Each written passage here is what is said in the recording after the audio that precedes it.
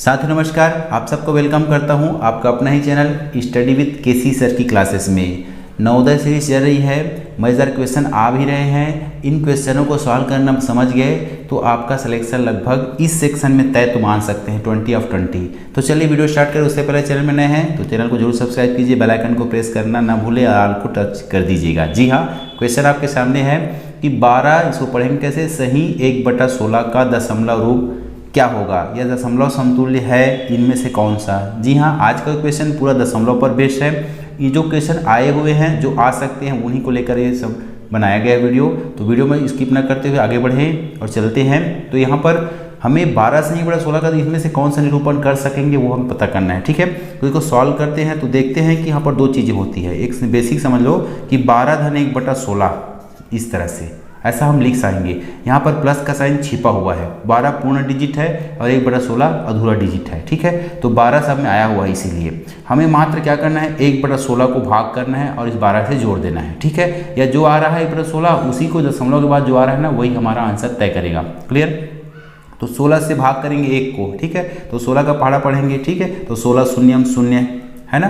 फिर क्या बचा करके बताऊंगा आपको, इस तरह से भाग करेंगे, वो भी थोड़ा सा देख लेते हैं तो आपका जो डाउट है वो क्लियर हो जाएगा। यहाँ से भाग करेंगे 16 शून्यम शून्य, इस तरह पहाड़ा पढ़ते हैं। ठीक है, 1 आ गया, यहाँ पर दशमलव लगा देंगे, 10 हो गया। ठीक है, फिर छोटा है ना, फिर पहाड़ा पढ़ेंगे 16 का पहाड़ा, 10 के लिए पढ़ेंगे तो 16 शून्यम शून्य इस तरह से।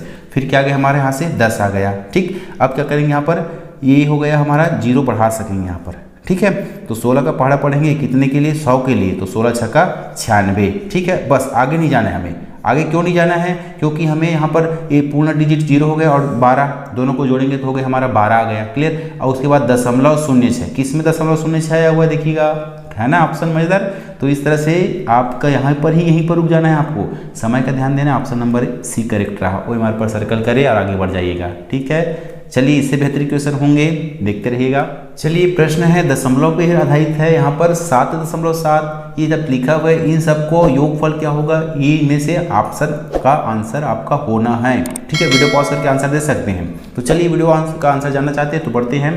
यहाँ पर हमें देखो सब में पूर्ण इकाई 98 लिखा हुआ है, तो हमें मात्र चेक क्या करना है, जो अपूर्ण भाग है उसी को चेक करना, समझ बचाना है। तो कैसे चेक करें, तो यहाँ पर क्या कीजिए, 0.7 इस तरह करेंगे, 0.07, 0.007, केवल अपूर्ण अंश को लेते जा रहा हूँ। ठीक है, क्योंकि समय का हमें क्या करना है, बहुत ध्यान रखना है। इस तरह से अब सबको क्या कर देंगे, जोड़ देंगे, है ना। तो जोड़ेंगे तो ठीक है, यहाँ जोड़ते जाए तो इनका जो जोड़ी नहीं रहता ना, तो बस ऐसा 0 आप लिख लीजिएगा। ठीक है, अब सब का है ना, यह 1000वां भाग है यहाँ पर, है ना।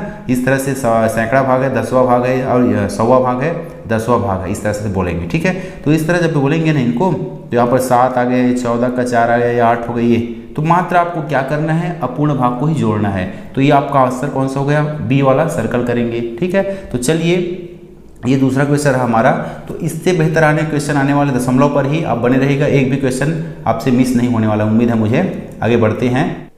चलिए प्रश्न है, निम्न व्यंजक का निकटतम परिणाम जो है पूर्ण संख्या में आपको पता करना है। ऑप्शन इस प्रकार रहा। ठीक है, यहाँ पर पूर्ण संख्या का मतलब समझ जाइए कि ये जो 49.6 है ना, वह किसके नज़दीक है, किस पूर्ण संख्या के नज़दीक है। ठीक है, तो 0.5 उस है, 0.5 रहे तो हमें वापस आना है। ठीक है, और 0.6 हो जाए ना तो हमें आगे बढ़ जाना है। कहने का मतलब है 49.6 क्या हो जाएगा हमारे यहाँ से 50 बन जाएगा, समझ रहे होंगे। यहाँ से गुना 10.2 है तो अर्थात 10 ही रहना है। ठीक है, तो 0.5 क्या है हमारा, वो क्या है, हमें बांटता है 2 भागों में कि आप आगे बढ़े, या 0.5 है तो पीछे नीचे आइएगा। ठीक है, उससे कम है तो इस तरह से ये हो गया 10.2 मतलब 10, है ना। आगे हम बढ़ेंगे तो यहाँ से हो गया कि 7 ही बनना है, और यहाँ से 29.7 है वो क्या बन जाएगा हमारा, पूर्ण संख्या 30 के नज़दीक जा रहा है। ठीक है, 29 के बाद 7 और लाइन ऐसे सेंटीमीटर बोले तो ऐसा 30 के आसपास हुआ, ऐसा पूर्ण संख्या इस रूप में निरूपित करेंगे। ठीक है, इसको समझिएगा। 5.1 मतलब 5 हो जाएगा यहाँ से, और 20.1 का मतलब क्या हो जाएगा, गुना 20। ठीक है, अब यहाँ पर देखिएगा, हमें पूर्ण रूप में आंसर मिलना है, पूर्ण संख्या के रूप में, लेकिन यहाँ पर हमें क्या लगाना है, बॉडमास कला। ठीक है, तो करते क्या है बॉडमास कला में कि हम पहले क्या करते हैं, भाग है तो भाग करेंगे, गुना है तो गुना करेंगे। ठीक, उसके बाद जोड़ेंगे या घटाएंगे, तो ये हो जाएगा 5 गुना 100, 50 गुना 100, ये हो जाए 10, 500 हो जाएगा। ठीक है, इनका करेंगे 210 आ जाएगा, 7 × 21 और 0 लगा दीजिएगा यहाँ से, 20 × 5 = 100। अब क्या करेंगे, जोड़ेंगे ठीक है। यहाँ पर देखेंगे कि दो ऋणात्मक संख्याएं हैं, याद रखिएगा दो ऋणात्मक संख्याएं जुड़ जाएंगी आपस में और ऋणात्मक कहलाएगी, ठीक है। तो 210 और 100 कितना हो गया हमारे से 310, ये कितना है हमारा 500, ठीक है। एक धनात्मक है, एक ऋणात्मक मान ली क्या करेंगे हमें घटाएंगे, याद रखिएगा। तो घटाएंगे तो कितना आएगा यहाँ से कि घटा दो ऐसे, जीरो में जीरो घटाएंगे तो जीरो आ गया। यहाँ 10 मान ले, एक कम करेंगे तो 9 आ गया। ये 4 हो गया, 4 में 3 कम करेंगे तो आ गया 1। तो आंसर क्या आ गया हमारा जो पूर्ण संख्या में, ऑप्शन नंबर डी 190 आ गया सर्कल। चलिए प्रश्न है दशमलव पर आधारित है, बोडमास का नियम आप ध्यान रखिएगा। होता क्या है बोडमास में, बोल रहा हूँ बार बार, मतलब होता है सबसे पहले ब्रैकेट सॉल्व करना, ठीक है। उसके बाद करेंगे क्या, उसमें जो है धनात्मक जो भाग का चिन्ह है उसको सॉल्व करेंगे, ठीक है। गुना है, फिर जोड़ना, फिर घटाना, लेकिन पहले ब्रैकेट में, उसके बाद सबके साथ करेंगे, ठीक है। तो इसको सॉल्व करते हैं। यहाँ पर ऑप्शन आप क्या करेंगे, कौन सा करेक्ट होगा आप वीडियो पॉज करके बता पाएंगे, मुझे कमेंट कर पाएंगे। चलिए आंसर भी देखने का प्रयास करते हैं। तो यहाँ से कहाँ जाएंगे सॉल्व करने के लिए, इस ब्रैकेट के अंदर जाएंगे, ठीक है। अब दशमलव संख्याओं का गुना हमें क्या लगता है, जटिल लगता है, ध्यान रखिएगा। लेकिन सरल कैसे करें उसको कि अंकों का गुना कर लो। इसको 003 मतलब 3 मान लो, इसको भी 03 मतलब 3 मान लो, ठीक है। दशमलव को छोड़ रहा हूँ मैं, तो 3 और 3 गुना होगा, 03 मतलब 3 हुआ ना, तो 3 कितना गया हमारा 3 इंटू 3 मतलब 9 आया, क्लियर। अब दशमलव कैसे लगाएं, ठीक है। तो ध्यान दीजिए यहाँ पर एक अंक के पहले दशमलव है और यहाँ भी एक अंक के पहले दशमलव है। तो गुणनफल जो आया उसमें 2 अंक के पहले लगाएंगे, एक अंक यहाँ पर, एक अंक यहाँ पर, तो 2 अंक के पहले लगाएंगे। तो एक जीरो यहाँ पर, सॉरी एक अंक यहाँ पर, एक नहीं है दूसरा अंक नहीं है तो यहाँ पर जीरो लगाएंगे। तो एक अंक 2 अंक उसके पहले क्या लगा देंगे, जीरो, ठीक है। सॉरी दशमलव लगाएंगे, उसके पहले एक तो जीरो लगा दीजिएगा, समझ गए। अब इसको भाग करेंगे, ठीक है। यहाँ भाग का चिन्ह दिख रहा है, तो 0.9 को भाग करेंगे किसे, 0.09 से। अंतर केवल क्या है, केवल दशमलव की स्थान का ही अंतर है। तो ध्यान दीजिए इसे हल कैसे करें, ठीक है। आएगा तो एक ही आना है ना, आएगा तो एक ही आना है, लेकिन क्या कौन सा, उसके पहले दशमलव रहेगा कि बाद में रहेगा कि पूर्ण अंक आएगा। लेकिन यहाँ देखेंगे तो इसको मैं ला के बताता हूँ कि कैसे आप हल करेंगे बिना गलती करें। थोड़ा सा समझिए, टाइम दीजिएगा। ये 0.9 लिखा है तो उसके मैं क्या लिख दूंगा, 9/10। एक बार और देखिएगा, यहाँ पर 9 लिख दीजिएगा, दशमलव के नीचे में 1 और 2 अंक है, जितने भी अंक रहेंगे उतने जीरो लगा दीजिएगा, है ना। अब ये जो भाग का जो यहाँ पर भिन्न को भाग देना, भिन्न से कठिन काम है, तो इसको हम क्या करें, गुणा में चेंज कर देंगे और ये 100 को ऊपर और 9 को नीचे कर देंगे। ये समझ गए होंगे। अंश को हर में, हर को अंश में करेंगे, ठीक है। 9 को पहाड़ 9 दोनों आ रहा है ना। उसके साथ एक जीरो को एक जीरो काट देंगे, तो क्या बचा हमारा 10 गुना 1, है ना। 10 गुना 1 और नीचे में 1 गुना 1 मतलब 1 ही रहता है। तो इस तरह से हमारा जो आंसर क्या गया, यहाँ से आंसर 10 आया, ठीक है। तो बिना गलती करे इस तरह से भी थोड़ा समय दीजिएगा, क्वेश्चन एक एक क्वेश्चन महत्वपूर्ण है। चलिए दूसरा सवाल देखते हैं। बहुत चलिए प्रश्न पढ़ दूं, निम्न को भिन्न के रूप में सरल कीजिए, है ना। भिन्न के रूप में आपको विकल्प दिया है, उनमें से क्या आएगा, दशमलव संख्या को हल करके आपको बताना है। जब भी यहाँ पे देखेंगे कि धनात्मक संख्या एक है, ऋणात्मक है, फिर धनात्मक है, फिर ऋणात्मक है, तो ऐसी स्थिति में आप माइंड क्लियर करो कि धनात्मक को पहले जोड़ लो और उसके बाद है ऋणात्मक को भी जोड़ लो, ठीक है। तो धनात्मक को जोड़ेंगे तो देख लेते हैं यहाँ से। अब इसको जोड़ते कैसे वो भी थोड़ा समझ लीजिए कि दशमलव को एक सीध में रखना है, जोड़ते समय घटाते समय। आप इस बात को आप पकड़ लीजिए। जोड़ेंगे तो धन को जोड़ेंगे, धनात्मक संख्या आएगी, क्लियर। तो ये 5 5 10 7 7 14 है ना, हासिल एक आया तो 15 हो गया। 5 दशमलव यहाँ लगाना सीधा में, एक हासिल बचा तो कितना होगा, ये 7.50 आया।